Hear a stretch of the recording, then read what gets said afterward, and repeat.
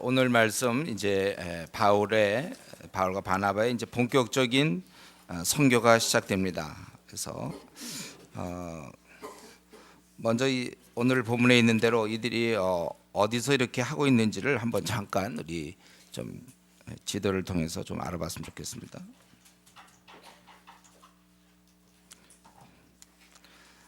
바울이 이제 그 안디옥에서 좀 나오고 있습니까? 안디옥에서 이제 보냄을 받아서 안디옥 교회는 이제 예루살렘 그 위쪽에 있죠. 안디옥 교회. 거기서 보냄을 받고 그 실루기아라는 곳, 실루기아, 안디옥에서 약 한 8km 정도 북쪽에 항구 있죠. 실루기아.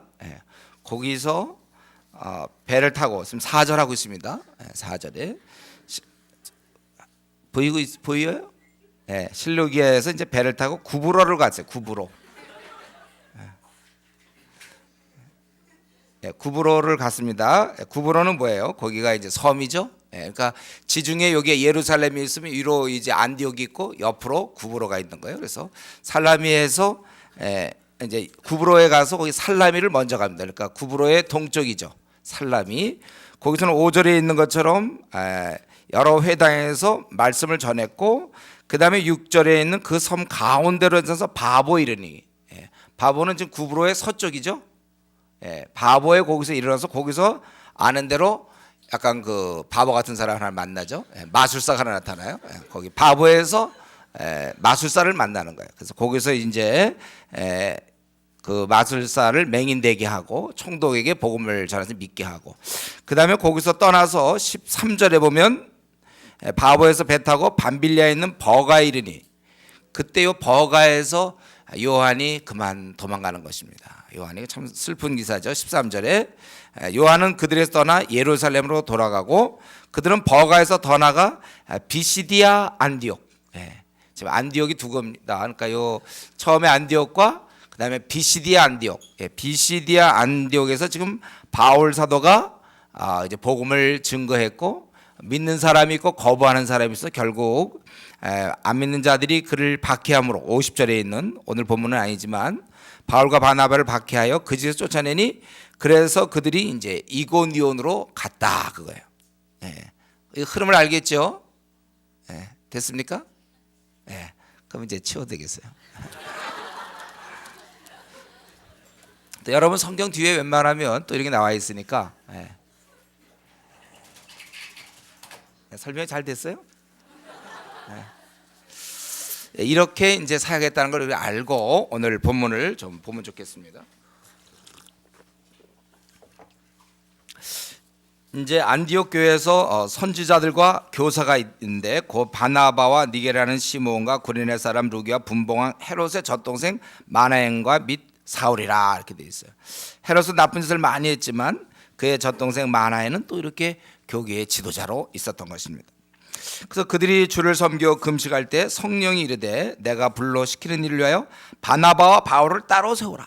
하늘의 왕께서는 또 이런 것을 다 알고 시대에 누가 있는지 여러분의 이름을 좀 다 기억하고 있는 거죠. 우리 뭐 박영덕, 영덕 또는 무슨 뭐 권영락 이런 식으로 다 이름을 한단 말이죠. 다 여러분의 전영진, 뭐 아까 기도한 사람 누구 이런 거 다 우리 하나님께서는 알고 계세요. 그래서 지금 여러분이 지금 현재 하고 있는 모습도 여러분 이걸 우리가 눈 가리고 이렇게 있는 소용없어 다 알고 있다니까. 우리의 모든 걸 다 알고 있어요. 여러분이 지금 교회에서 어떤 일을 하며 어떻게 지내고 있고 회사 생활을 어떻게 하고 다 알고 있단 말이죠. 그들 중에 하나님께서 결국 성령을 통하여 바울과 바나바를 따로 세우라고 그렇게 얘기하고 있는 것입니다. 이에 금식하여 기도하고 두 사람에게 안수하여 보내라. 이제 시작되는 거예요. 이렇게 해서 세계 복음화가 드디어 시작되는 것입니다. 근데 여기 보면은 금식하다가 또 부름 받고 또 그리고 금식하여 기도하며 두 사람에게 안수하여 보내라. 교회는 이 일의 중차대함을 깨닫고 금식하며 기도한 것입니다. 사실 지금 안디옥 교회가 막 세워지는 과정인데도 불구하고 얼핏 생각하면 좀 안디옥을 튼튼하게 한 다음에 선교사를 보내야지, 우리가 무슨 여력이 있다고 이렇게 더구나 바울과 바나바 같은 유력한 자를 보내느냐, 그렇게 생각하는 것은 인간의 생각이에요. 연약할지라도 성령님이 함께 하시기 때문에 그건 결국 연약하지 않아요. 우리가 자꾸 우리가 약하다 이렇게 하면 안 되는 거예요. 그래서 우리는 선교할 수 없다 이런 거 안 되는 거예요. 어느 정도 되면 하겠다, 이게 세상적인 생각들이에요. 여러분, 뭐가 좀 어느 정도 되면, 지금은 제가 제 문제가 너무 많기 때문에 전도할 수 없지만 어느 정도 제 문제가 해결되면 그때 전도할 겁니다. 그럼 이제 그런 생을 마칠 때까지 전도하지 못하는 거라고 제가 누누이 얘기했어요. 우리가 주님의 일은 깨닫고 하는 것이지 상황돼서 하는 거 아니에요. 자꾸 상황을 얘기해. 상황을 얘기하면 우리 주은혜교회 아무것도 할 수 없습니다. 상황을 얘기하는 것이 아니라 중요한 것 하면서 하는 거예요. 상황은 매일 생기는 거예요. 죽을 때까지 상황은 생기는 겁니다. 그래서 우리 가운데 목사님, 저는 이만저만해서 지금 제가 이런 걸 못하지만 나중에 제가 이제 정리가 되고 떼면 그때 열심을 내겠습니다. 그럼 그 얘기만 늘 하는 거예요. 그때 가서 또 다른 상황이 또 생기니까. 상황이 다 잔잔해진 다음에 주님의 일 하겠다는 것은 안 하겠다는 거랑 마찬가지. 우리는 상황이 막 풍랑이 막 이는 막 그런 바다, 예를 들면 내 생은 지금 막 변화무쌍, 아주 힘들고 막 지치고 그래도 할 거 하는 거예요. 원래 그게 우리 신앙인의 모습이에요. 이 초대교회, 정말 안디옥 교회, 그러나 이 일의 중차대함을 깨닫고 금식하며 기도했다는 거예요. 벌써 이 일이 보통 일이 아니니까 초대교회는 이 정도로 영적으로 깨어 있었다는 것이죠. 이런 선교일이 일상적인 일이 아니에요. 오늘날은 이제 선교일이나 먹고 사는 일이나 다 똑같다. 뭐 일상생활에 뭐 그거나 또는 뭐 이 주님의 일 하는 거나 다 그게 주님의 일이다. 뭐 이런 식으로 얘기하는 발언이 많은데 그건 굉장히 곤란한 것입니다. 하나님께 영광 돌리는 면에서는 그건 마찬가지라고 그랬어요, 제가. 그러나 생명을 구원하는 선교와 예를 들면 내가 뭐 장사하는 것과 그죠? 소도 사고 장가 가고 시집 가고 이거 어떻게 그것이 똑같을 수가 있습니까? 초대교회는 이 일의 중차대함을 알았기 때문에 그들이 뭐 평소에도 금식했겠지만 특별히 이들은 금식하면서 기도하면서 파송했다는 거예요. 이게 지금 하고 있는 일이 어느 정도의 레벨인가, 이거를 볼 수 있는 거 영성이에요. 우리가 지금 하고 있는 일이 어떤 종류의 일인가를 보고 얼마나 중차대한 일인지를 아는 것, 이게 영성이라는 거예요. 우리는 이런 영성, 초대교회 영성을 배워야 될 것이고, 우리는 이런 성경구절을 볼 때 대뜸 우리 머릿속에 아주 순간적으로 들은 생각이 뭐냐면 성령이 이르시되, 성령이 지시했다. 그럼 오늘날은 무엇인가? 나에게도 성령님이 지시하는가? 여러분, 이걸 우리가 잘 알아야 돼요. 신구약 66권이 완성되기 전에 주의 뜻이 무엇인지를 우리가 알 재간이 별로 없을 때, 그때 성령님이 사역한 거와 지금 이미 신구약 66권, 즉 하나님 뜻이 이미 다 설명된 상태에서 성령의 사역이 좀 달라요. 그때는 성령님이 이렇게 깨달음도 주고 지시했지만 오늘날은 어떻습니까? 성령님 지금은 조명하는 일을 하는 거예요. 이미 하나님 뜻이 다, 하나님께서 원하시는 게 다 설명됐고 그걸 우리가 깨닫는 바로 그 일을, 그것이 바로 성령님이 하시는. 지금도 아직까지 직접 성령의 음성을 듣고 막 움직이려는 사람이 있는데 그래서 실수를 많이 하죠. 물론 그럴 수도 있다고 받긴 봐야 돼요. 제가 완전히 없다고 얘기할 수는 없어요. 특이한 경우. 그러나 늘 그런 식으로 인도받으려고 하면 잘못된 것입니다. 우리는 말씀이 있기 때문에, 하나님의 정황무오한 말씀을 그래서 하나님 주신 거예요. 그렇기 때문에 이미 성경에 우리가 어떻게 하라고 지시를 다 해놨어요. 이미 지시를. 이때는 어떻게 하라고 지시가 없었기 때문에 했지만 지금은 이미 다 말씀을 통해 지시해 놓았어요. 그렇기 때문에 우리는 말씀을 조심스럽게 잘 해석한 뒤에 그 말씀을 따라 순종하여 살아가면 되는 것입니다. 그래서 음성을 들어보겠다고 하는 것은 여러분 무슨 이전 시대의 모습이에요. 지금 신구약 66권이 완성된 상태에서는 그렇게 하면 안 되고, 또 어떤 사람은 그냥 마음에 떠오르는 성경 구절이 떠오르면, 성경 구절이 마음에 떠오르면 그게 하나님의 인도다, 뭐 이런 식으로 우리가 인도받아서 나고 종합적으로 체계적으로 하나님 뜻을 잘. 여러분 우리 누구한테 뭐 어떤 지시를 들을 때, 부모님 말씀을 들을 때 부모님이 이만저만 해서 이렇게 해라, 그걸 종합해서 들어야지. 중간에 예를 들면 네가 옆집에 갔다가 그 집에 가지 말고 옆집을 둘렀다가 그러나 거기서 하는 게 아니라 이제 그 다음 얘기를 해야 되는데 그 얘기만 하나 딱 듣고 옆집에 둘러라, 그거 막 둘르기만 해. 둘러서 뭘 얻어갖고 그 다음에 어딜 가서 뭘 하고 이렇게 해서 돌아와라. 종합적으로 해야지. 그중에 엄마 얘기 중에 부모님 말씀 중에 예를 들면 옆집에 둘러서 뭘 하나 빌려오는데 그것만 듣고 있잖아요. 예. 그렇게 하면 안 되잖아요. 내가 떠오르는 어떤 한 구절 가지고 하나님의 인도를 받는다 보면 그는 평생 실수할 수밖에 없습니다. 종합적으로 하나님이 무엇을 원하는가. 그것을 우리가 장성한 자는 지각을 사용함으로 연단을 받아 선악을 분간하는 자들이라. 히브리서 5장 14절 말씀 우리가 기억해야 됩니다. 바울 사도도 보면 그 이후에 어떻습니까? 예.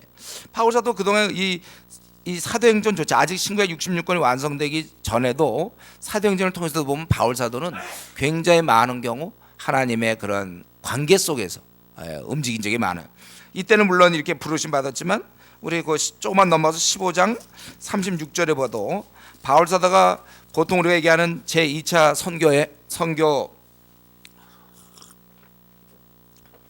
제2차 선교에도 보면은 그 36절에 그 동기가 뭐였냐면 성령의 지시가 아니라 36절에 15장 36절에 며칠에 바울이 바나바더로 말하되 우리가 주의 말씀을 전한 각성으로 다시 가서 형제들이 어떠한가 방문하자 하고, 이게 바울 사도의 제2차 선교가 되는 거예요.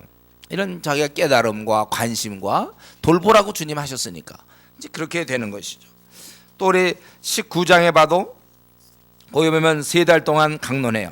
그래서 어떤 사람들이 비방하기 때문에 바울이 그들을 떠나 제자들을 따로 세우고 두란노 서원에서 날마다 강론해서 2해 동안 강론했단 말이 나옵니다. 이것도 어떤 성령의 지시를 받은 게 아니고 그냥 깨달음 속에서 이들을 도와줘야 되니까. 예. 성경은 이미 얘기하고 있어요. 우리한테 거룩하라, 음란하지 말라, 너희가 어린 자를 돌보고 섬겨라, 제자를 삼으라, 일꾼이 되라, 분내지 말라, 비난하지 말라, 수군수군 거리지 말라, 거짓말하지 말라, 덕을 세워라, 친절해라, 용납해라, 자신을 드려라, 형제를 사랑하라, 피차 가르치고 권면하라, 범사에 감사하라, 항상 기뻐하라, 쉬지 말고 기도하라, 주의 일꾼으로 우리가 빛으로 살아라, 부모님께 효도하고 직장에서 윗사람에게 순종. 하여튼 수많은 말씀이 이미 다 우리에게 지시가 되어 있습니다. 그래서 우리 에베소 5장 10절에 있는 것처럼 주께서 기쁘시게 할 것이 무엇인가 시험해봐라. 우리는 이제 기독교 윤리는 고정된 게 아니에요. 우리는 로봇처럼 지시가 떨어져 움직이는 것이 아니라 이런 많은 상황 속에서 우리가 분간해서 주님이 이걸 기뻐하실 것 같다면 시도해보는 것이 우리의 신앙입니다. 그래서 우리 고린도전서 10장 31절엔 너희가 먹든지 마시든지 무엇을 하든지 다 하나님의 영광을 위해서 하라고 그렇게 돼 있어요. 그 우리 보고 하라는 거예요. 또 10장 33절에 나와 같이 모든 일에 모든 사람을 기쁘게 하여 자신의 유익을 구하지 아니하고 많은 사람의 유익을 구하여 그들로 구원을 받게 하라. 그러니까 우리가 더 이상 내 자신의 유익과 내 먹고 사는 일보다는 어떻게 하면 더 많은 사람에게 유익을 줄 수 있을까? 그래서 우리가 직장 선택할 때도 그런 것이고 우리가 외국에 나가는 것도 그런 것이고 아니면 내가 직장을 그만두는 이유도 그거예요. 어떻게 하면 모든 사람을 내가 기쁘게 하기 위해서. 그래서 자신의 유익을 구하지 않냐고 많은 사람의 유익을 위해서 어떤 때는 직장을 옮기기도 할 수 있어야 되고 어떤 때는 오히려 장사를 크게 해야 되기도 하고 어떤 때는 교수가 되기도 해야 되고 이 모든 것은 많은 사람의 유익을 구하여 그들로 구원을 받게 하라. 여러분 직장을 옮기는 이유가 뭡니까? 상사의 관계 때문에 옮깁니까? 아니면 많은 사람의 유익을 위해서 옮기는 겁니까? 여러분 이런 것이 중요해요. 내가 직장을 왜 선택했습니까? 그 직장 왜 선택했죠? 많은 사람의 유익을 위하여. 내가 왜 교수가 되려고 합니까? 많은 사람의 유익을 위하여 그들로 구원받게 하기 위해서. 우리는 자신이 그런 걸 판단해서 내가 왜 이 사람과 결혼하려고 합니까? 많은 사람의 유익을 위하여. 우리가 뭐든지 먹든지 마시든지 무엇을 하든지 다 하나님의 영광을 위하여라. 먹고 마시는 일이 가장 본능적인 건데 그것을 통해서라도 하나님께 영광을 생각해야 된다며 우리의 결혼이라든가 직장이라든가 모든 문제, 앞날의 모든 문제 마땅히 하나님께 영광이 되는가, 이게 중요한 거예요. 연봉이 아니고 조건이 아니고 회사 분위기가 아니라 내 앞날에 대한 노후 대책이 아니고 내가 어떻게 하면 하나님께 영광을 더 돌릴 수 있을까? 이것이 항상 기준이 돼야 되는 것입니다. 그래서 성경은 수없이 이미 많은 지시가 되어 있어요. 이제 중요한 것은 우리가 그것을 순종하는 것이 중요한 것이고 이때 깨달음이 필요한데 성령님께서 이때는 역사하시고 각자에게 조명하셔서 이것이 분명히 하나님의 뜻인가를 우리로 하여금 알게 하시는 거예요. 그리고 성령님은 또한 그 일을 할 수 있도록 힘을 주시는 것이죠. 그게 바로 우리가 아는 성령 충만입니다. 즉 기도 생활을 통해서 얻어지는 성령 충만. 이 성령 충만, 어떤 사람이, 제가 이번에 태국 갔을 때 거기 지도자 중 한 사람이 성령 충만한 상태가 무엇인지 설명해 달라는 거. 성령 충만한 상태가 무엇인가? 여러분 굉장히 간단한데 뭐냐면 에너지가 충만한 상태로 생각하면 돼. 에너지. 그러니까 우리가 주님의 일을 할 수 있는 그 힘이 충만한 상태. 우리가 원수를 사랑하고 뭐 어린 자를 도와야 되고 전도를 해야 되고 가서 사람을 제자로 삼아야 되고 일꾼 만들어야 되고 오래 참고 우리가 거룩해야 되고 음란과 싸워야 되고 서로 사랑해야 되고 이렇게 할 수 있는 그 힘, 이게 성령 충만이에요. 성령 충만할 때 이게 하나도 어렵지가 않아요. 그러나 성령이 소멸되어 가기 시작하면 이게 점점 버거워지는 것입니다. 여러분 우리가 힘이 있을 때는 집안 청소 같은 거, 뭐 걸어 다니는 거, 뭐 운동하는 거, 축구하는 거 이건 괜찮아요. 힘 있을 때. 근데 감기에 걸리면 어떤, 제가 지난주 감기에 걸리니까 힘이 뚝 떨어지니까 뭘 못 하겠더라고요. 앉아 있기도 힘들어요. 예. 그러니까 저는 집에서 눕고 싶은 거예요. 그렇죠. 여러분 감기 걸릴 때 그렇죠. 심한 감기니까 그냥 콧물 감기밖에 좀 심한 거. 그럴 땐 좀 몸이 아프니까 뭘 해보려는 의욕이 없고 뭐 움직이고, 그때 축구하라 그러면 평소엔 축구 좋아하고 족구 좋아했지만 그때는 아이고 쉬어야 되겠다 이러는 거예요. 예. 이거에 바로 성령 충만할 때는요 에너지가 있어서 이 주님의 일들, 어린 자를 돌봐야 된다든가 뭐 영혼을 구원하고 전도하고 나를 못되게 하는 사람도 내가 사랑하고 긍정적으로 하고 어떻게 하든지 관계를 해소하려고 그러고 풀어보려고 그러고 적극적으로 긍정적으로 생각하고, 예, 불평이 사라지고, 성령 충만할 때는 그런 게라고 굉장히 기쁨으로 감당할 수가 있는데 성령이 조금씩 소멸되면 소멸될수록 이상해 그냥 지내긴 지내는데 주님의 일은 이상히 부담이 되기 시작해요. 그 전까지는 안 그랬거든요. 주님의 일하라고 막 기뻐서 해야 됐는데 이제는 좀 부담돼. 뭐 어린 자를 돌보는 거 그것도 좀 부담되고 그냥 겨우 기도만 해요. 겨우 숨만 쉬어요. 그러니까 겨우 기도만 하고 자기 그저 기본적으로 콰이타임 정도만 하지. 예. 뭐 적극적으로 이제 전투하는, 선봉에 서서 수많은 영혼을 구원하고 막 이끌어 나가고 한국을 바라보 천만 불교 신자를 바라보고 말이죠. 예? 가톨릭의 500만을 어떻게 바꿀 수 있을지, 또 막 이단과 싸울 생각하고 이들을 어떻게 도울 수 있으며 어떻게 교회를 부흥시킬 수 있고 막 내가 주를 위해서 어떻게 헌신하며 우리 교회에 와 있는 촉신자들을 내가 어떻게 하면 한 명 더 만나서 저녁 시간을 뭐 주일 저녁 시간을 내서 어떻게든 처음 온 사람 만나서 식사를 같이 하며 그들에게 얘기해주고 막 그렇게 좀 막 올라와야 되는데, 예, 성령이 소멸되기 시작하면 이제 그런 게 부담스럽고 그냥 혼자 있기로 원하고 가능하면 좀 큰 교회를 좀 다녀서 익명성이 확보되면 좋겠다. 그래서 좀 어떻게든지 예배나 좀 드리고 집에나 가서 빨리 쉬고, 예, 직장 생활 바쁜데, 예, 점점 그렇게 되는 것은 여러분 그거 이미 경고의 사인이에요. 이미 자기가 지금 위험한 상태에 이르렀다. 성령이 소멸되고 있구나. 그동안에 모아놓은 걸로 좀 쓰고 있어요. 계속 소멸되고 있다는 것입니다. 그렇기 때문에 이럴 때는 의지로 하나님께 나가야 됩니다. 자기의 상태를 솔직히 좀 고백해야 돼. 자기 지금 성령 소멸됐습니다. 하나님께 얘기를 해야 되는데 자기 끝까지 자기가 성령 소멸된 걸 감추어요. 그리고 자꾸 뭐 말로 해결하려고 그래. 뭐 상황이 이러니 어쩌고 그러지만 감봉의 중심이 그렇단 말이에요. 하나님은 알고 계세요. 우리는 이럴 때 솔직하게 고백해야 돼요. 주님께 나가서 주님, 나 솔직히 주님의 일에 의욕이 없습니다. 난 이제 이런 게 벅찹니다. 나는 자꾸 뒤로 빠지고 싶습니다. 위로부터의 도움을 얻어야 됩니다. 주위 사람이 도움이 안 돼요. 주위 사람들한테 자꾸 핑계대기 바쁘죠. 주위 사람 만나면 안 되고 주님 만나서 다시 원래대로 돌아오면, 왜 내 안에 불평이 많아졌습니까? 왜 난 감사가 없습니까? 난 매사 이렇게 소극적이 되었습니까? 안 그랬는데 처음에. 성령이 소멸되면, 원래 성령이 충만할 땐 긍정적이고 소멸되면 부정적인 거 다 알죠 여러분. 성령이 충만하면 상대방 좋게 얘기하고 싶고 성령이 소멸될수록 자꾸 수근수근거리고 싶단 말이에요. 이상히 불평하고 싶어. 사람들에 대해서 미움이 자꾸 생겨. 원래 우리는 미움으로부터 출발한 사람들이니까. 성령 충만해야 사랑스러운데 성령이 자꾸 소멸되면 이상히 그의 단점만 보여. 자기에게 문제가 생긴 겁니다. 그래서 우리가 핸드폰이 어땠습니까? 다 방전되고 그러면 제 기능을 못하는 거예요. 다시 충전기에 꽂아야 되는 거예요. 우리가 다시 주님께 나가서 주님, 나는 이상하게 영혼에 대한 관심도 없습니다. 난 요즘 기도 생활도 별로 관심이 없고 그저 나는 밤낮 오락과 게임에만 관심이 있고 시간만 나오면 나는 뭘 좀 그런 노는 것만 하고 싶어하고 친구들과 떠드는 데 관심이 있고 주님과 대화하는 일에 별로 관심이 없고 그리고 어린 자들 난 별로 돌볼 마음이 이상하게 없습니다. 학생 같으면 캠퍼스 보고만 뭐 관심이 없습니다. 내 문제만 밤낮 난 빠져 있습니다. 예, 이런 경우는 다시 주님께 나가서 위로부터의 성령 충만을 경험해야 돼요. 성령 충만해야 돼. 그래야 우리가 신앙생활을 할 수 있는 것입니다.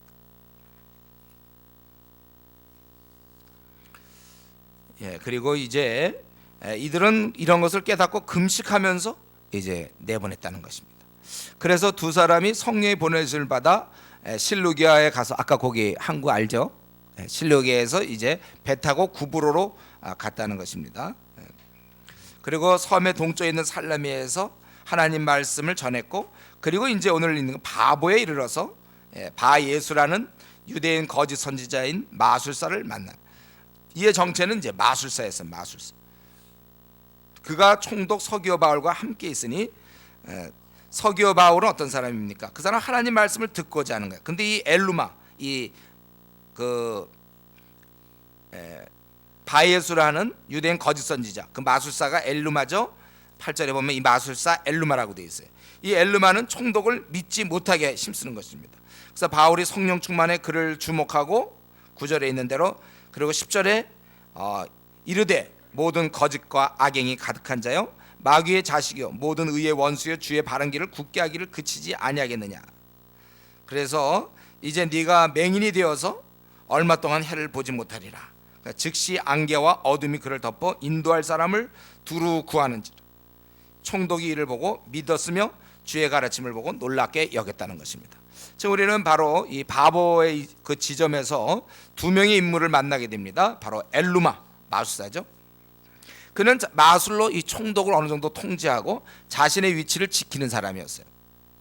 그래서 그 총독이 계속 자기 말을 들어줘야 되는데 이제 이 바울의 얘기를 들으면 자꾸 듣기를 원한단 말이에요. 그래서 그가 작은 능력으로 하나님께 대항하다가 결국은 맹인이 되고 말았습니다. 바울이 하나님의 능력으로 그를 제압한 것입니다. 이 서기오 바울은 하나님 말씀을 들을 마음이 있었는데 이 마술사 엘루마는 그 들을 마음이 없었어요. 왜냐하면 자신에게는 어떠한 조그만 능력이 있거든. 그걸 믿고 하나님을 대적한 것입니다. 우리는 이 엘루마를 통해서 우리가 좀 생각할 것은 물론 그동안 어둠의 영에 사로잡혔지만 모든 거듭나기 전에 모든 사람은 사실 다 어둠에 사로잡혀 있는 거 아닙니까? 우리가 알아야 될 건 무엇입니까? 이렇게 하나님을 대적하는 사람이 있다는 거 이 땅에. 그러나 그것은 제압당할 수밖에 없는 것이고 맹인이 될 수밖에 없는 거예요. 하나님을 대항하는 것. 우리 원래 기본적으로 근본적으로 우리가 아담의 피를 이렇게 타고나 가지고 하나님께 대항하려는 우리 속성이 있어요. 이게 잘 있다가도 우리가 어떠한 좋은 조금이란 능력이 조금 있다든가 뭐 소위 말하는 이제 좀 돈깨나 있다든가 학벌이 좀 있다든가 자기 공부 좀 한 사람일수록 이상하게 신앙생활을요 자꾸 이렇게 온전하게 하질 않아요. 자꾸 뭘 내부에서 대항을 해요. 다른 죄는 우리가 거짓말하는 죄, 음란한 죄, 무슨 또 우리가 뭐 살인죄 뭐 이런 것들은 좀 달리 이 교만죄, 하나님을 대항하는 교만죄는 자체 내에 힘이 있다고 그랬어요. 이거는 하나님을 대항하는 거예요. 다른 죄와 달리. 우리가 거짓말하고 사기치고 무슨 미워하고 이런 죄와 달리 이 교만죄는 하나님을 이상하게 대항하는 자체의 그 적그리스도적인 속성을 갖고 있어요. 그래서 우리 공부 좀 했다는 사람들, 사회에서 좀 잘 나간다는 사람들 뻣뻣하고요. 쉽게 한 말씀을 한번 다루면 바로 순종하지 않고 어떤 사람 정말 그냥 이렇게 많이 못 배운 사람은 말씀 있으면 그대로 순종하는데 공부 좀 하고 좀 학식이 있고 뭐 교수고 뭐 이런 사람은 그걸 한번 들어도 자기 나름대로 그걸 항상 돌려요. 한번 돌려놓고 말씀은 그렇지만 뭐 지금은 뭐 이렇다. 자기를 항상 이게 대항하는 거예요. 이게 어린아이처럼 하나님 말씀을 따르지 않습니다. 바로 우리가 그런 면에서 조심해야 돼요. 우리가 지금 누구를 만나고 있는가? 지금 누구의 말씀을 듣고 있습니까? 하나님의 말씀을 듣고 있는 거예요. 우리가. 근데 자꾸 자기의 말씀은 그런 거 있지만 뭐 쓱쓱 자꾸 이렇게 말을 돌려요. 공부 좀 했다는 사람들이 그래요. 조심해야 돼. 그래서 제가 우리 자기가 혹시 박사학위를 받으려고 그러면 기도 많이 해야 된다고 그랬죠. 자기가 혹시 대학을 들어가면 기도를 많이 해야 되고, 혹시 대학원에 들어가면 대학 들어가는 사람이 1시간 한다면 대학원 들어가는 사람은 3시간 기도해야 된다니까. 그렇지 않으면 자기가 교만. 그러다 그 사람이 박사 과정으로 들어가면 5시간씩 기도하고, 박사학위를 땄다 그러면 10시간씩 기도해야 돼 매일. 그렇지 않으면 교만해서 안 된다니까. 뭐 고시에 패스됐다든가 이러면 10시간씩 기도해야만 정말.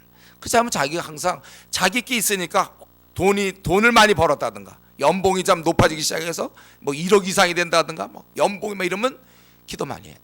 왜냐면 돈 꽤나 있으니까 마음이 올라간단 말이에요. 이 사람 우리는 그렇게 돼 있어요. 여러분 지금 왜 그렇게 겸손한지 알아요? 뭐 내세울 게 없으니까. 뭐 내세울 게 없죠.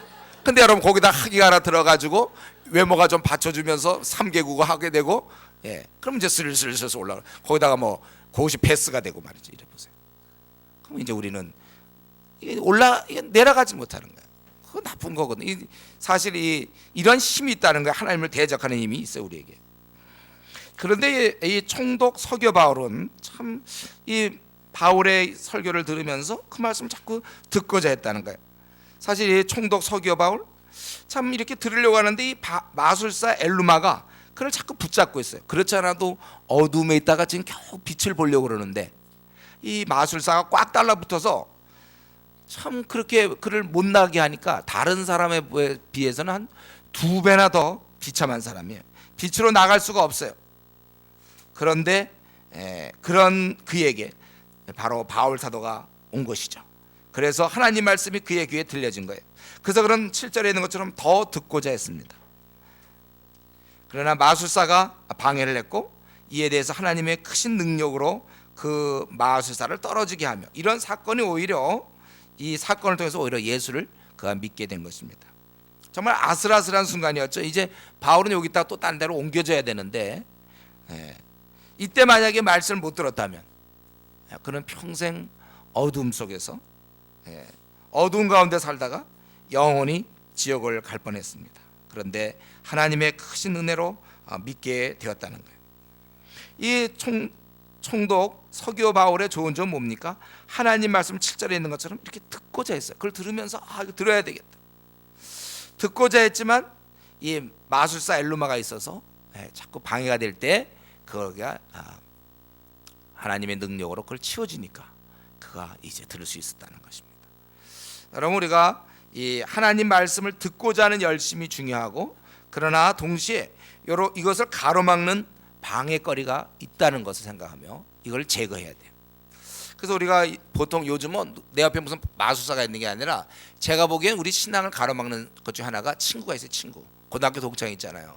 동창 중에 교회는 다니지만 세속화된, 그러니까 교회 안 다니는 동창이면 괜찮아요. 왜냐하면 그런 경우는 얘기하더라도 이거 세속적인 거 아닌가, 이거 세상적인 관점이겠지, 이렇게 경계를 하는데, 큰 교회 다니는 세속적인 그리스도인, 이게 내 고등학교 동창이에요. 그럼 망하는 거예요. 걔가 와서 이제 교회를 다니면서 순전히 세속적인 얘기를 하기 때문에 우리는 문을 열어놓고 있다가 그 얘기를 계속 듣는 거예요. 그럼 교회에서도 마찬가지입니다. 성경 연구 안 돼 있는 사람들이 교회에서 친구라고 동기라고 하면서 계속 세속적인 얘기할 수 있어요.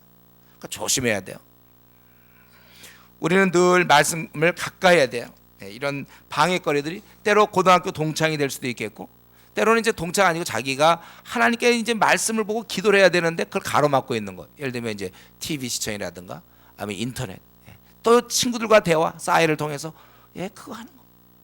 아니면 게임도 있죠. 노골적으로 게임 몇 시간씩 하면 그 시간에 뭐 공부를 해야 되는데, 성경을 봐야 되고 기도를 해야 되는데, 그런 것이 다 가로막는 거예요. 자기에게 어떤 게임 이런 습관들이 있습니까 여러분들? 꼭 그걸 해야 직성에 풀리는 사람이 있어요. 그걸 이제 하나님의 크신 능력으로 제거해야 됩니다. 그게 딱 끊겨져야 돼. 성령의 능력으로. 그게 이제 싫어. 그게 아주 유치해. 내 생을 갉아먹고 있는 거구나 이게. 내가 그거에서 점수 올라가면 뭐합니까? 점수 올라가면 내도 됩니까? 아무 사회 쓸모가 없으면 어떡합니까? 게임이니 또 괜히 인터넷에 자꾸 쌓여갖고 별 중요하지도 않은데 괜히 안부 물어보고, 그 시간에 정말 초신자 불신자가 만나서 도와주면 좋겠는데 자기들끼리 괜히 너 밥 먹었니? 이거. 그래 나 오늘 뭐 김치찌개를 먹었다. 뭐 김치찌개에다 뭐 돼지고기를 넣었더니 더 맛있다 뭐 이런 식. 제가 극단적이지만은 뭐 그런 꼭 중요하지도 않고 정말 중요하면 일주일에 한 번 정도 이렇게 얘기하면 되는 건데 그냥 뭐 습관적으로 밤에 가서 집에 가서 아예 켜놓고 싸이 왔다 갔다 하는 사람이 있어요. 뭐 일천 관계 맺고서 뭐 그렇게 왜 그렇게 하십니까, 여러분들? 시간을 아껴 쓰세요. 세월을 아끼라. 정말 세월을 아껴야 돼 우리가. 성경은 그러니까 이런 말씀에 순종 안 한다니까요. 이게 우리를 방해하고 있는 건데 우리가 이 방해거리를 이겨내면서 그러니까 우리가 통독을 한다는 거. 성경을 내가 본다는 거. 제가 최근에 사람들과 만나 보니까 우리 성도들 가운데 아직 일독도 못한 사람 많이 있던데요. 아직 내가 가장 귀한 이 성경도 한 번도 읽어보지 못했다. 아직 한 번도 태어나서 우리 이것을 부끄럽게 생각하며 사실 여기에 나가야 되는데 이 가로막고 있는 게 있다니까요. 싸이가 가로막고 있고 때로는 이 게임이 가로막고 있고 이걸 가야 되는데 뚫고 나가야 되는데 이 박수 이 엘르마처럼 말이죠. 마수사 엘르마처럼 꽉 가로막고 있어요. 이걸 제거해야 돼요. 기도하셔서 여러분 우리가 이 정말 깊숙한 부분을 하나님께 나가야 되는데 현재 사람마다 좀 다 다릅니다. 내가 하나님께 나아가려고 하는데 가로막고 있는 게 무엇인지 스스로 한번 생각해보세요. 내가 무엇만 내 생활에 요것만 없어지면 내가 정말 성경 많이 볼 텐데 그 시간에 내가 중국어도 충분히 공부할 수 있는데 내가 가로막고 있는 게 뭡니까? 친구와의 불필요한 만남입니까? 아니면 뭐 인터넷 그런 겁니까? 아니면 게임입니까? 아니면 자기가 또 모르는 남들이 모르는 뭡니까? 그걸 제거하세요. 어떤 사람은 그냥 직장만 갔다 오면 텔레비전 보는 사람이 있어요. 성경 하나도 몰라. 텔레비전만 봐. 그래서 이 연예인들은 잘 알아요. 그게 성도의 삶입니까? 그게 거룩한 자의 이 땅에서 사는 모습이 그 모습이 바람직합니까? 여러분 우리 삶 한번 공개해 봅시다. 다 한번 공개했을 때 그걸 봤을 때 사람들이 정말 훌륭하구나 이렇게 얘기할 수 있습니다. 저 사람은 정말 교회를 벌써 3년 이상 다니더니 확실히 다르다. 5년째 다니더니 정말 조장 출신이고 조장이들이 다르다. 여러분 그런 얘기 들을 수 있어요. 집사라고 그러더니 정말 다르구나. 이런 것이 이렇게 박수 엘루마 이런 마수사 엘루마가 가로막고 있으니까 들을 수 없을 뻔했는데 그걸 제거해 줌으로 그는 결국 예수를 믿게 되고 그는 아마 이제 바울이 떠난 다음에 훌륭한 일을 많이 했을 거라고 생각해요. 우리는 자기의 그런 생활 습관을 고치기 전에는 결코 주님의 일꾼이 되지 않습니다. 여러분 그 올림픽에 나가는 사람들도 뭐 10개월이면 10개월 들어가서 훈련 받지 않습니까? 자기가 자기를 절제시켜야 돼요. 우리가 자기를 훈련시키지 않고 자기 생활 습관을 바꾸지 않고는요. 여러분 이 고시 공부하는 사람들 보세요. 고시 공부하는 사람들 보면 웬만하면 게임 같은 거, 웬만하면 뭐 친구들 만나 월요일, 화요일, 수요일 안 만나요. 뭐 텔레비전 시청 잘 안 합니다. 고시 공부하는 사람들 그죠? 그 고시 되려고 그렇게 되니까 자기가 얻기로 원하는 자마다 자기 생활에 절제하게 돼 있어요. 근데 우리는 더구나 이 온 세계를 얻어야 될 사람들인데 자기 시간 생활을 절제하지 않으면 어떻게 됩니까? 이게 큰 싸움이에요. 이걸 위해서 기도하세요. 제일 중요한 사람은요 자기를 처복종시킬 수 있느냐 이거죠. 이 싸움에 승리하셔야 돼요. 여러분 기도 생활하시면서 내 생활을 승리로 이끌어야 돼요. 여기서 승리할 때 다음 사람을 도와줄 수 있는 거고 자기 생활을 제대로 못하는 사람 똑같이 우리 24시간 주었는데 어째서 세상 사람들은 그거 고시돼 보려고도 막 자기 생활을 절제하는데 우리는 더 큰 일을 사명을 받아놓고 고시를 얻으려는 게 아니라 우리는 사람을 얻으려고 그러고 우리나라에 좀 4천만 명을 생각하면서 또 아시아 아프리카의 95% 죽어있는 영혼들을 생각하면서 한 시대를 움직일 사람인데 내 생활이 그 정도로 지금 내 생활 그 정도 해갖고 되겠습니까? 오히려 웬만한 공무원보다도 공무원들의 그 바삐 사는 생활보다도 더 게으르고 더 나태할 수 있다는 사실 부끄럽게 생각해야 돼. 우리가 이런 면에 있어서 방해거리가 무엇이 내가 요것만 깨면 뭐지? 그 깰 걸 오늘 이 시간에 결단하세요. 여러분들 왜 자꾸 미룹니까? 무엇이 여러분을 미루게 하죠? 그거 끊으면 되는데 이제 그는 여기서 그런 일을 하고 비시디아 안디옥에서 전도합니다. 배 타고 버가에 가서 이제 비시디아 안디옥으로 가는데 이때 마가 요한이 그들을 떠나 예루살렘으로 돌아가는 거예요. 이 얼마나 이 마가에게 수치스러운 일입니까? 그는 바울과 바나바 같은 영적인 인물들과 함께 시간을 보낼 수 있었고 어쩌면 이 마가가 같이 움직였으면 물론 나중에 이제 마가는 돌아오긴 해요. 근데 이 마가가 함께 움직였다면 그는 큰 인물로 생을 마칠 뻔했던 거예요. 이렇게 귀한 바울, 여러분이 바울과 함께 동행한다고 생각해보세요. 얼마나 좋겠습니까? 이런 기회를 스스로 자기가 놓치고 만 것입니다. 더구나 그는 이 마술사와 바울의 그런 영적 싸움도 보았을 것이고, 그래서 하나님의 크신 능력도 체험해 놓고도 결국은 이때 아마 그 객지 생활의 힘듦과 또 그런 영적 전쟁 이런 걸 보면서 어떤 이유는 잘 모르겠지만 그는 이 중차대한 전투에 그는 뒤로 물러나게 됐다는 거예요. 결국은 무엇인가? 제가 볼 때 결국은 이 주위에 아무리 훌륭한 사람이 있어도, 아무리 훌륭한 조장이며 뭐 목회자가 있고, 뭐 아무리 주위에 뭐 교회 분위기가 아무리 그래도 본인이 제대로 서 있지 않으면 소용없어요. 주위의 도움은 한계가 있다는 것입니다. 결국 자기가 신앙이 있어야 돼요. 신앙 체력이 떨어지면 안 된다는 것이죠. 우리 마라톤도 말이죠. 처음에 뛰다가 나중에 이제 다 기진맥, 좀 달리기 해본 적 있죠, 여러분들? 막 기진맥진한데 아무리 주위에서 응원을 해도 머릿속으로 좀 뛰어야 되는 거 알지만 자기 체력이 좀 바닥이 나니까 안 되더라고요. 자기 지금 다 지쳐가지고 알아요. 막 좀 빨리 뛰라고 그래. 지금 저 앞에 저기 100m만 가면 되는데 그걸 못 잡는 거야, 자기가. 우리 신앙도 마찬가지입니다. 자기 신앙을 갖고 있어야 돼. 아무리 뭐 조장이 또는 뭐 목회자가, 교회 분위기가 열정적이고 신앙적이고 굉장히 주위 사람이 신앙이 많아도 물론 도움받을 수는 있지만 자기 신앙 자기가 갖고 있어야 돼요. 심지어는 배우자가 암만 신앙 좋아도 소용없어요.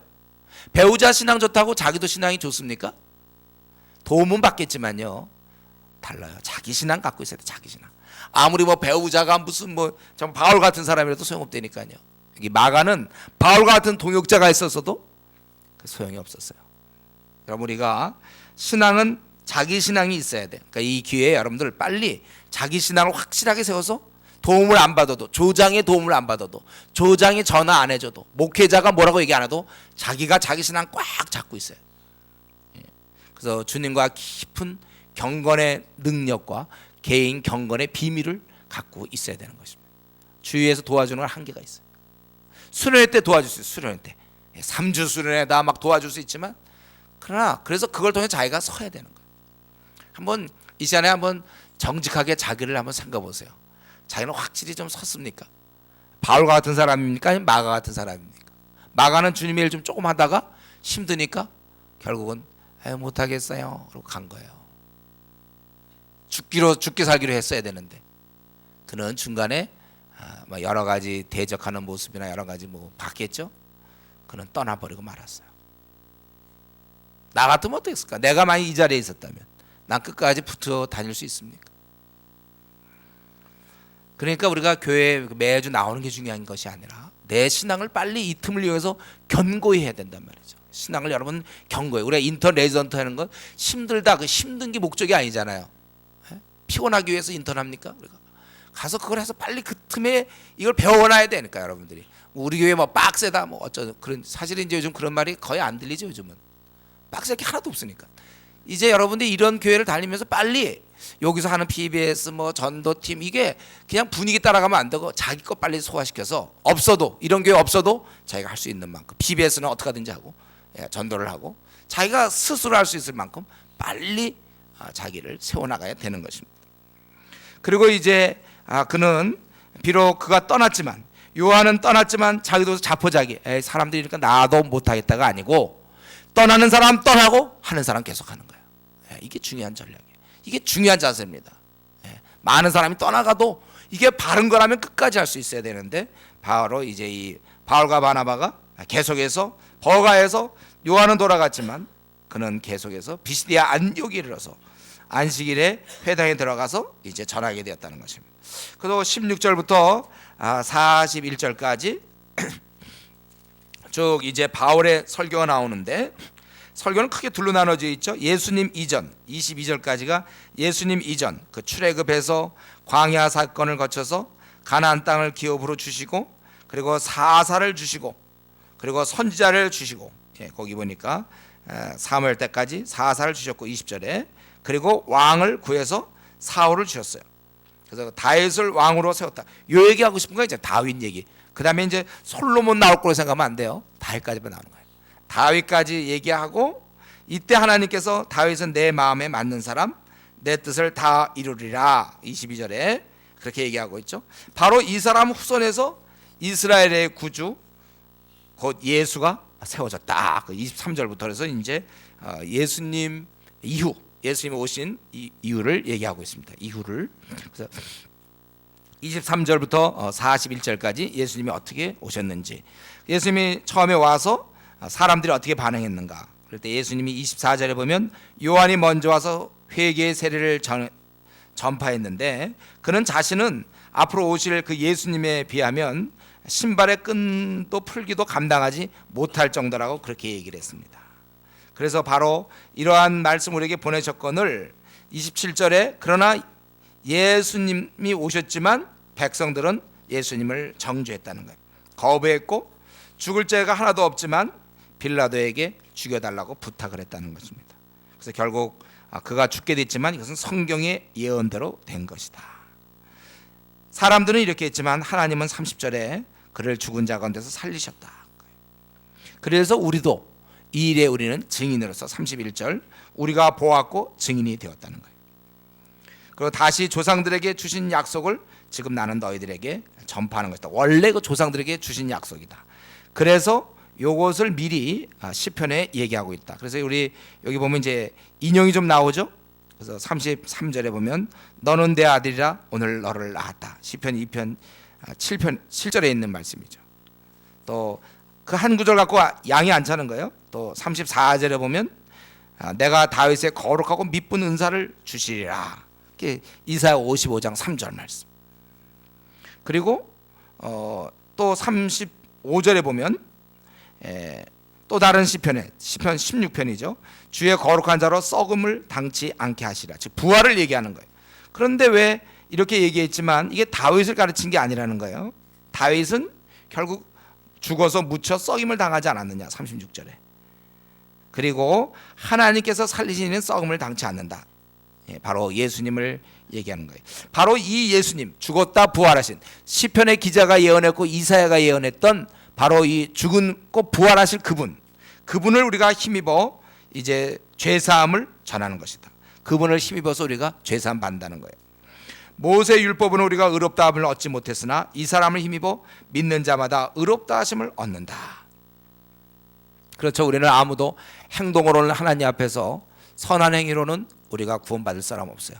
그러나 오직 이 사람을 힘입어, 예수를 힘입어 구원을 받는 것이다. 그래서 그런데 너희가 구원을 받지 못한다면, 그분을 힘입지 못한다면 이것에서 이미 선자가 얘기하기를 너희는 놀라고 망한다 한 일을 생한 것이니 알려줘도 도무지 믿지 못할 것이라. 하박국에 나오는 말씀이죠. 그래서 너희가 이걸 받아들이지 못하면 너희는 이제 망할 것이다. 놀라고 멸망하라. 내가 너희에게 행할 일을 행할 것이니 사람이 너희에게 알려주지 도무지 믿지 못할 일을 이라 하였느니라 하니라.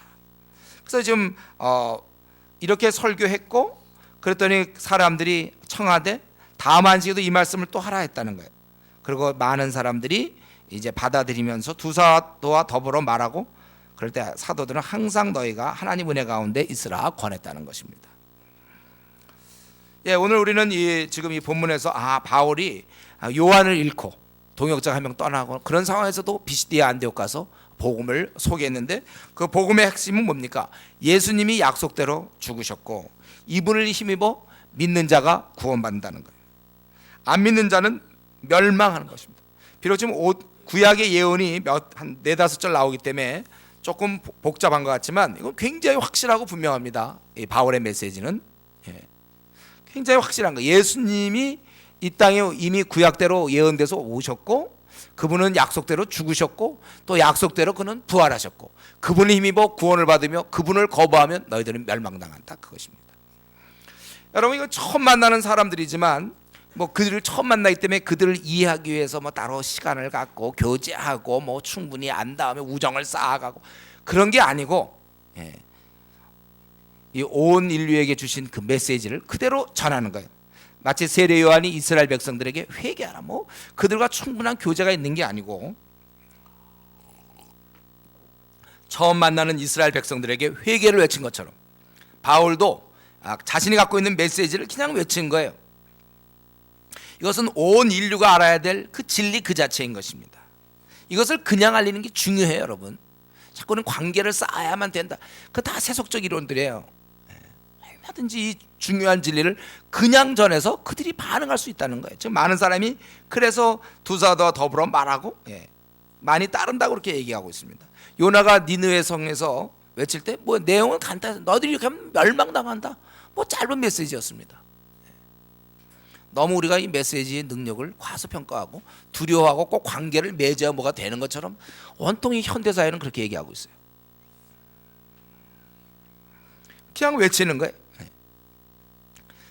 저는 이 장면을 볼 때요, 바울이 그 전혀 알지 못하는 지역에 가서 거기서 사람들 모아놓고 하늘의 메시지, 이거 사실이거든요. 이들은 다 지옥 갈 사람들이에요. 어둠에 있는 사람들 앞에서 하늘나라의 메시지를 전하는 이 바울의 모습, 이게 얼마나 귀하고 복된 사역인가. 지금 자기가 말하느냐 아니면 할래다가 감추고 말해요. 예수님 얘기 안 하고, 예수님 절대 안 하고 싹 이렇게 있다가 그냥 내려오면 이 사람 다 죽는 거예요. 자기에서 완전히 말하느냐 안 하느냐에 따라서 듣는 자들의 영원한 영생의 문제가 결정되는 것입니다.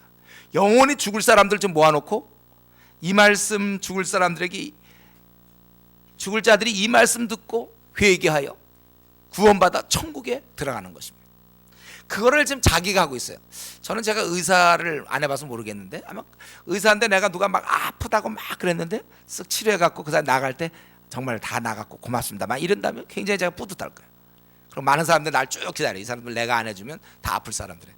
물론 다른 병원이 있으니까 딴 데 가면 되지만, 예를 들면 병원에 나 하나밖에 없어요. 사람들 내가 안 치료해주면 그냥 다들 막 곪아가지고 아프고 막 이래. 그럴 때 내가 쫙 나가서 치료해준다. 굉장히 좀 뿌듯할 것 같아. 그 어떤 직업보다도 그런 거. 근데 지금 바울은 뭐냐면 자기에서 영원한 생명이 결정되는 거거든.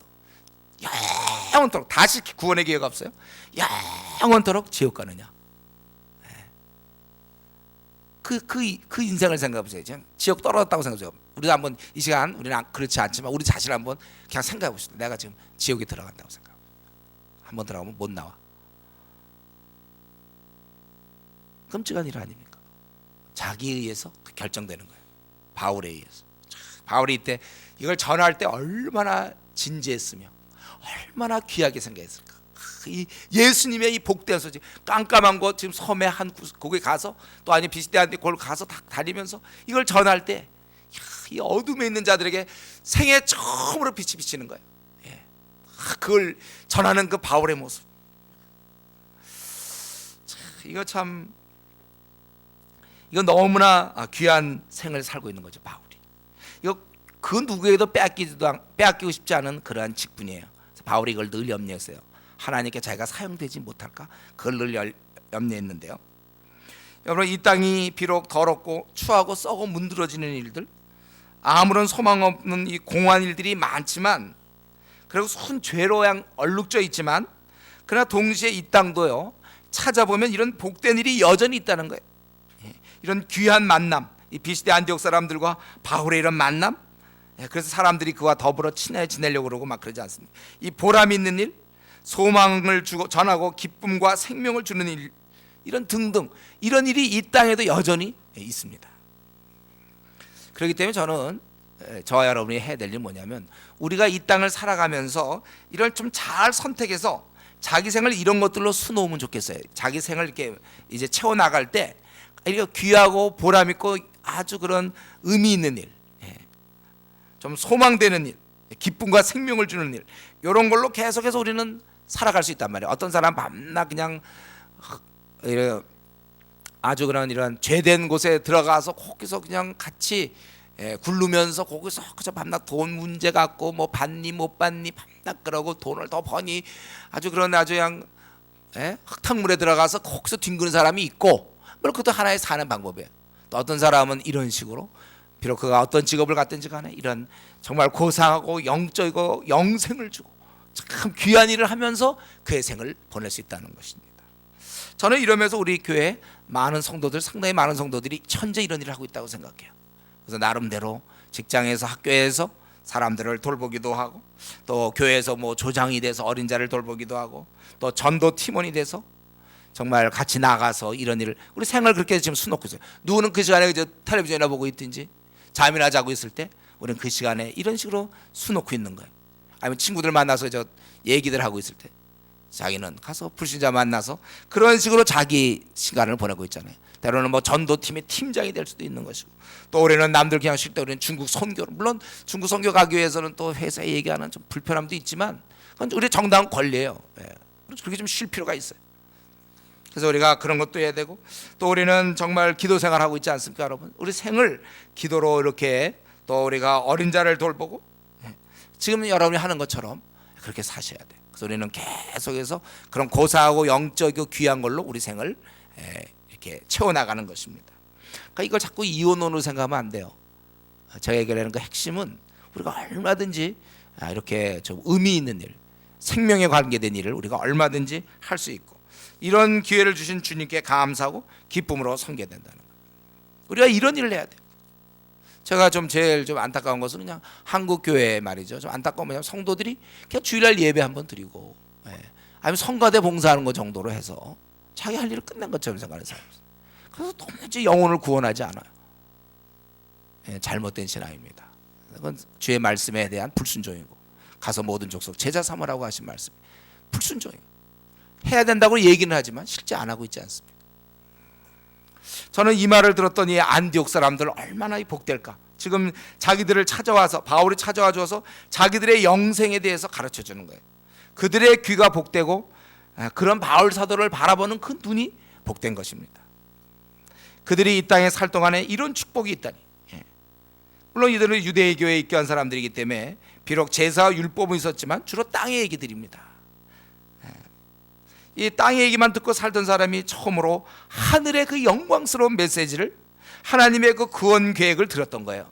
바로 예수님 얘기, 예수님을 보내서 우리 인생을 구원하시고자 하신 그 큰 사랑을 이들이 들은 것입니다. 그리고 제대로 듣고 이들이 이제 또 듣기를 원하고 있는 거예요. 그래서 이 말씀을 다음에도 또 해달라. 이건 제대로 된 반응이에요. 이들이 만약 이렇게 돼서 좀 계속, 근데 문제는 그 다음에 이제 방해하는 사람들이 나타나서 문제지만, 요 사람들이 이렇게 돼갖고 만약에 다음 주에도 또 오십시오, 또 오시고 아예 여기서 뭐 일주일간 합시다, 막 더 발전될지 모르겠어요. 이랬으면 얼마나 좋았겠습니까? 이들이 계속 만약에 자라준다면, 그래서 이들도 나중에 바울과 바나바 같은 영적 인물이 다 되면 얼마나 좋겠어요. 그러나 오늘은 이제 안 보겠지만 그 44절에 보면 45절에 그 시기하고 가득해서 그를 쫓아내는 사람, 그래서 결국은 50절에 그들을 쫓아내서 사도들이 떠나게 되지 않습니까? 이런 방해하는 세력이 있다는 거예요. 신앙이 좀 잘 자라면 좋겠는데 꼭 방해하는 세력이 있어요. 우리도 가만 보면 우리 자신이요, 원래 그때 어느 순간에 잘 열심을 낸 적이 있죠. 그래서 그때 좀 계속 자랐으면 좋은데 방해가 있어갖고 그냥 멈춰버린 사람들이 있다는 거예요. 오늘 우리가 다시 이거 좀 새롭게 해야 돼. 사실 이때 계속 이들이 다음 안식에도 이 말씀을 하라, 이런 마음이 계속되면, 요것만 굳히게 되면 한 1년이면 1년 제대로 배웠으면 쫙 잘하는 건데, 좀 잘하려는데 그냥 방해가 있단 말이죠. 정말 안타까운 것은 이들이 정말 신앙이 계속 자라서 다 하나님의 신실한 일꾼이 되면 얼마나 좋겠습니까? 저는 우리 한국교회 성도들 보면 좀 잘하면 좋겠는데 그냥 굳어져 버려서 어느 순간. 할 일 많은 이 땅에 지금 일꾼이 부족하다고 주님 말씀하지 않습니까? 교인이 부족하다고 얘기한 적 없어요. 그저 학교 다니고 직장 생활하고 그저 교회 가서 예배 드리고 성가대 봉사하고 그걸로 끝나는 사람, 그런 사람은 많아요. 그거 말고 일꾼, 하나님 나라 확장을 위해서 일할 일꾼이 심히, 거기 분명히 왜 그 일꾼의 정의가 뭡니까? 추수할 곡식을 얘기했잖아요. 휘어져 있는데, 즉 사람을 얻을 사람이 부족하다. 성경은 그걸 얘기하고 있는 거예요. 그러니까 여러분들이 무슨 일을 하든지 이걸 늘 명심해야 돼요. 사람이 부족하다, 일꾼이 부족하다. 그래서 이 사람들이 말이죠, BCD 안디옥 사람들이 만약에 제대로 다 커서 바울과 바나바 정도만 되면 그 일대 얼마나 큰 영향을 주겠습니까? 그래서 이렇게 일꾼이 되면 좋은데, 우리도 마찬가지. 우리가 몽땅 다 지금 여러분들이 탁한 신앙이 성숙해서, 죄송합니다, 예를 들면 뭐 얘가 없어서 저 같은 사람 예를 들면 좀 이렇게 저라고 하면 좀 신앙이 좋은 하여튼 우리 교회에서 신앙이 좋은 사람처럼 다 돼서 그냥 다 뜨겁고 이러면 얼마나 좋겠어요. 근데 가로막는 게 있다니까요.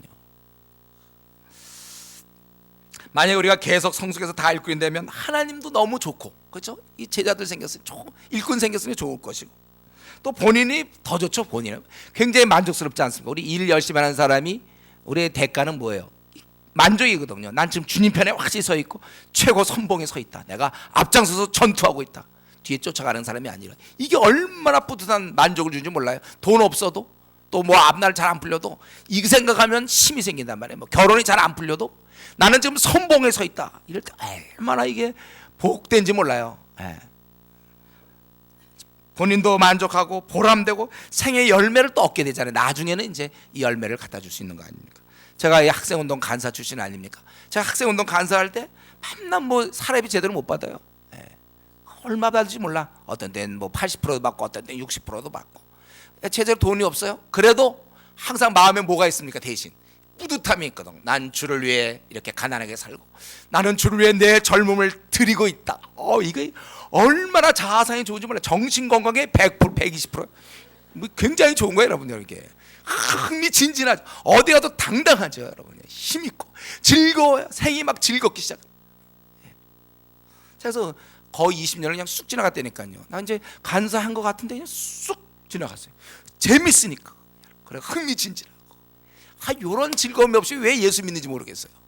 예수 믿으면 이런 즐거움이 비전에 사로잡혀서 지금도 흥미진진해. 나이는 자꾸 먹어가는지만 진진해. 그래도 아직도 교대 저거 들어갈 때 분명히 들어가서 거기서 찬양할 거 생각해 보세요.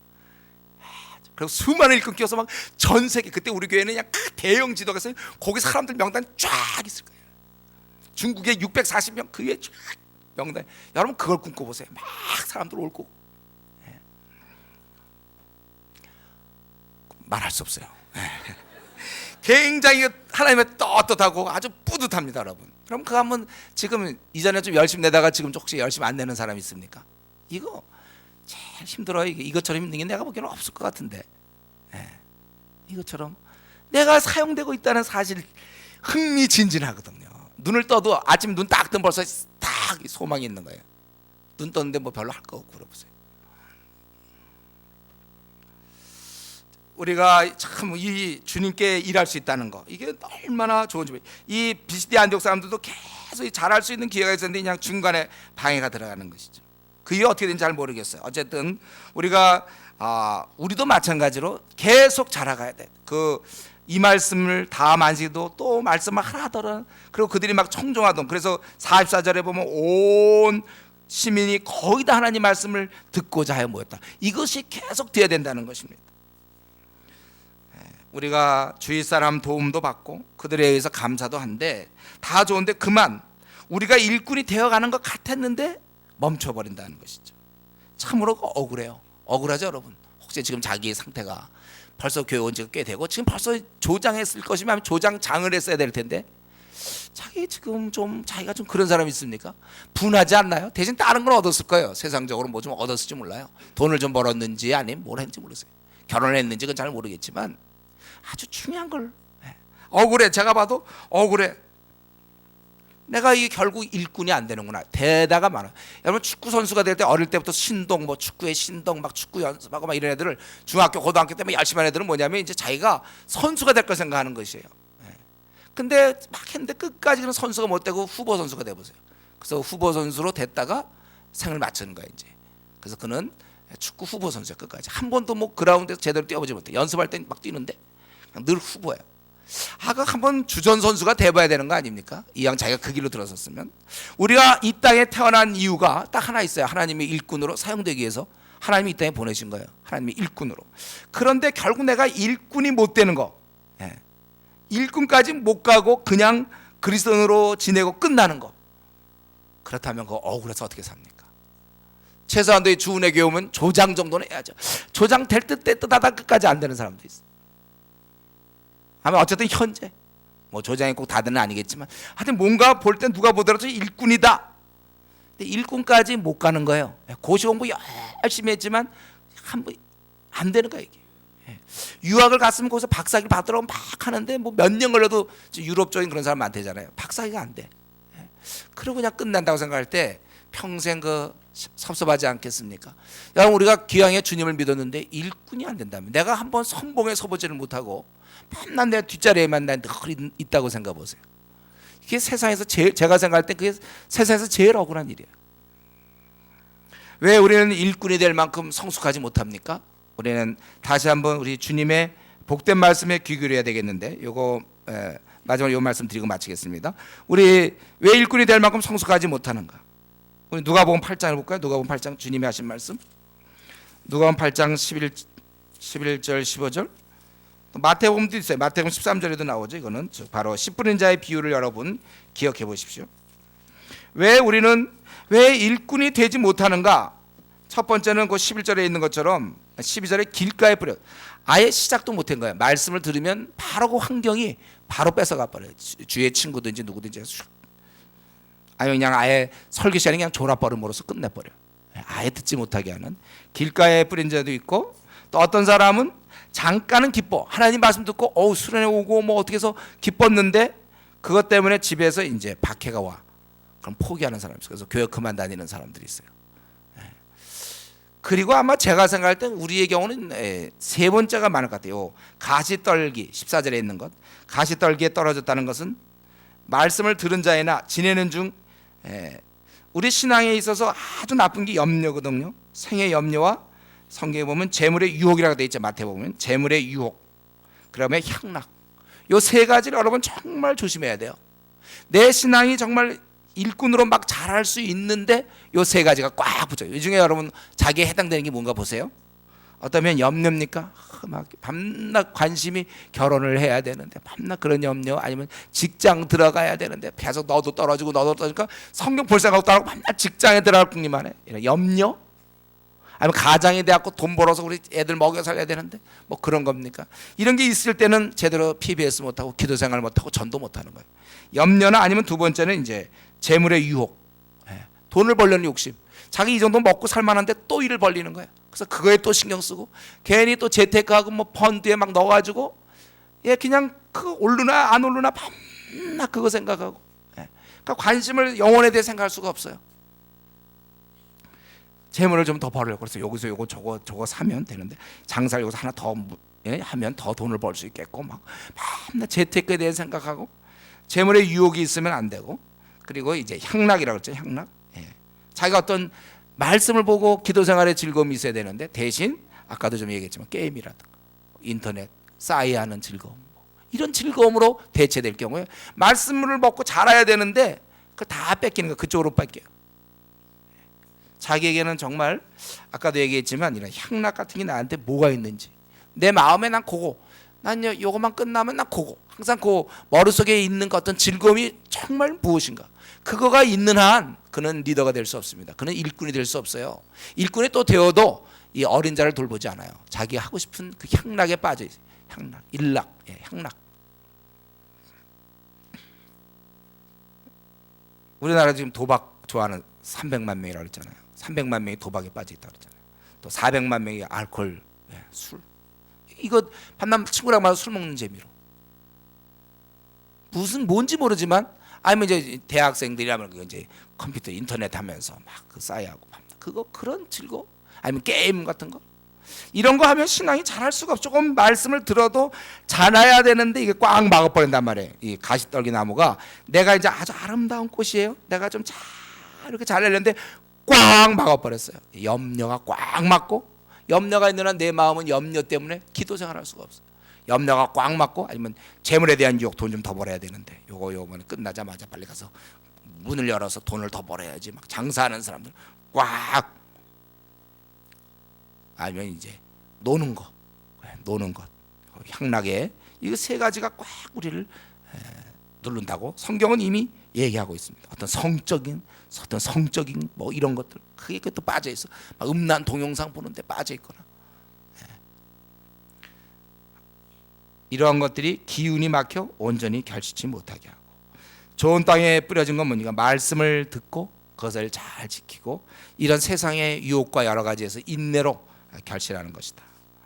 우리는 이런 면에서 사실 이 비시디아 안디옥 사람들이 그 이후로는 어떻게 된지 모르겠어요. 그러나 한 가지 아는 것은 정말 이런 방해 세력이 있다는 게 참 안타까워. 이때 만약에 바울이 거기 좀 더 있어가지고 그들을 계속 전달했으면 얼마나 잘하겠는가. 저는 이 시간에 우리 자신을 한번 들여다보면서 우리 신앙도 계속해서 잘 자랄 수가 있어요. 지금도 여러분 맘만 먹으면 얼마든지 그거 뭐 그런 거 뭐 싸이하고 막 이럴 동안에 얼마든지 여러분들 동영상 볼 수 있어요. 설교 말씀 드릴 수 있고, 여러분 듣지 못했던 뭐 로마서 말씀 못 들었으면 로마서 말씀 들을 수 있고, 에베소 말씀 들을 수 있고, 성경 말씀 들을 수 있고, 그러니까 얼마든지 또 그 전에 기도할 수 있는데 자기가 무엇을 더 우선순위 하고 있는지. 그래서 만약에 내가 어떤 향락에 그 일락에 내 마음을 빼앗기고 있다면, 아니면 돈 버는 맛에 빼앗기고 있다면, 여러분 신앙은 안 자라게 된 게 정상입니다. 이것도 즐기면서 신앙도 잘할 생각하는 건 그건 주의 말씀을 부인하는 거예요. 주님 분명히 가시떨기 나무라고 얘기했어요. 그런 것들을 꽉 막고 있는데 주여 나로 하여금 벗어나게 하셔서 이 비스디안 대학 교인들이 계속해서 잘할 수 있었는데, 물론 꼭 바울 반화가 없다고 해서 애들이 못 자란 건 아니에요. 그러나 계속 좀 할 수 있었는데 이렇게 가로막는 세력들이 있었어요. 참 안타까운데 좀 중요한 것은 이겁니다. 그래서 내가 결국 지금 나는 일꾼인가? 오늘 지금 주님 오시면, 지금 나는 오시면 나 지금 이런 일 하고 있습니다 하고 주님께 내가 부끄럽지 않은가? 제일 중요한 기준.